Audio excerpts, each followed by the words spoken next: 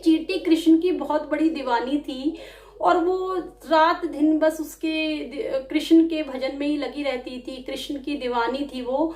उसे था कि मुझे किसी ना किसी तरीके से वृंदावन पहुंचना है और भगवान कृष्ण के दर्शन करने हैं।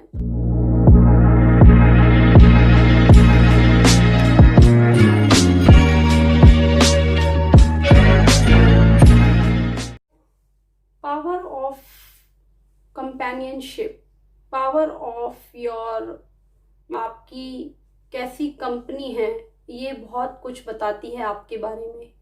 एक छोटे से एग्जाम्पल से समझाने की कोशिश करती हूँ। एक पानी की बूंद आकर गिरी 4 चीज़ों पे। एक इंसान के हाथ पर आकर गिरी तो वो पीने के काम आ गई। एक कमल की पंखड़ी पर आकर गिरी तो वो चमकने लगी मोतियों के जैसे। एक जाकर नाली में गिर गई तो वो पीने तो दूर की बात है, वो पैर भी धोने के काम नहीं आई। और सोर्स था पानी का, जो चौथी जो बूंद थी वो आकर जो है एक सीप में गिर गई और वो एक सच का मोती बन गई। तो नमस्कार दोस्तों, मैं Bhavna from the channel Bhavna beauty with the brain. मैं इसी तरह की पॉजिटिव मोटिवेशनल वीडियोस बनाती रहती हूँ और कुछ ना कुछ अपने थॉट से मैसेज पहुँचाने की आप लोगों तक कोशिश करती हूँ कि शायद मेरे कहने से, मेरे बताने से किसी की लाइफ में कुछ पॉजिटिव चेंज आ जाए और उसका इम्पैक्ट जो है उसकी लाइफ में देखने को मिल जाए। मुझे अच्छा लगता है। तो शुरू करते हैं आज की वीडियो को। जैसे कि मैंने बताया कि एक पानी की बूंद सेम सोर्स से गिरी 4 और चारों जगह उन्होंने जाके अब किसके कंपनी में रही, किसके साथ रही और क्या उनका फिर फ्यूचर रहा।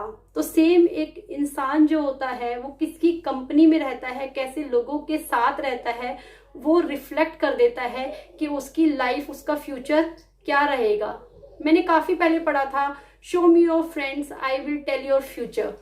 तो ये बात बिल्कुल 100% सच है कि मैं आपको आपके दोस्तों को देख के ही बता सकता हूँ कि आपका क्या फ्यूचर होने वाला है।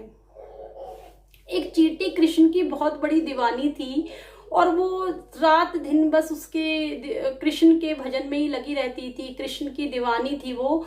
उसे था कि मुझे किसी ना किसी तरीके से वृंदावन पहुंचना है और भगवान कृष्ण के दर्शन करने हैं। तो ये तो एक बात थी छोटी सी चींटी की, जिसने शिद्दत से चाहा और वो जो है संपर्क में आ गई एक पुजारी की, झोले पे चढ़ गई और वो जा पहुंची वृंदावन और उसे जो है उसके ठाकुर जी वहां मिल गए।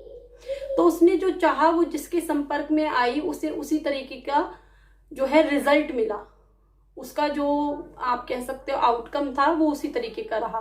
तो आप जो हैं और मैं जो हूँ, हम जो ह्यूमंस हैं, हम किस तरीके के एनवायरनमेंट में रहते हैं, किन लोगों की कंपनी में रहते हैं, वो भी बहुत बड़ा इम्पैक्ट रोल प्ले करती हैं। हमारे पर्सनालिटी का हिस्सा बन जाती है वो, हमारे नेचर का, the way we are thinking, उन सब चीज़ों पर बहुत ज़्यादा जो है इम्पैक्ट होता है।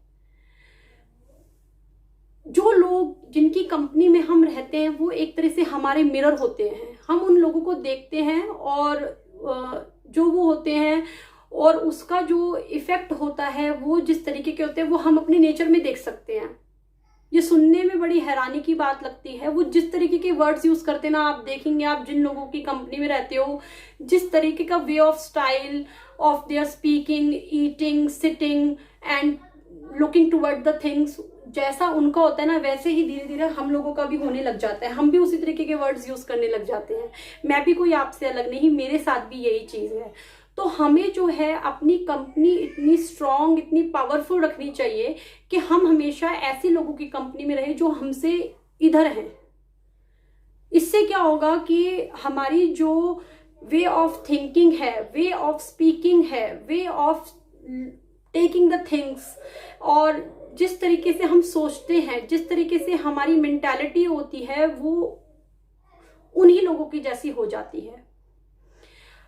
आप देखिए, आप सोसाइटी में अगर एग्जाम्पल लेते हैं, आप इस तरीके के लोगों के साथ रहते हो कि जो हर वक्त बहुत एक्टिव रहते हैं, एनर्जी से भरे रहते हैं, उनको काम करने का जुनून रहता है। अगर आप उनके साथ कुछ टाइम रह के देखेंगे तो आप पाएंगे कि आपके अंदर भी आप उस ऊर्जा को फील कर पा रहे हैं। वाइब्रेशंस का बहुत बड़ा रोल है और लॉ ऑफ अट्रैक्शन भी यहाँ पे एप्लीकेबल है। हम जिन चीज़ों की तरफ ज़्यादा जो है अट्रैक्ट होते हैं, हम खुद भी उसी तरीके के बन जाते हैं। तो कोशिश करिए यारो, कोशिश करिए मेरे दोस्तों, मेरे फ्रेंड्स, मेरे भाई, मेरी बहनों, कि अपने आप को इस तरीके के लोगों से हमेशा इर्द गिर्द जो है अपने आप को उन लोगों की भीड़ में रखिए कि जो हमेशा पॉजिटिव रहते हैं, एनर्जेटिक रहते हैं, जो कि आप भी हर वक्त जो है एक्टिव महसूस करें और जो है हमेशा गिरे रहना, थके रहना।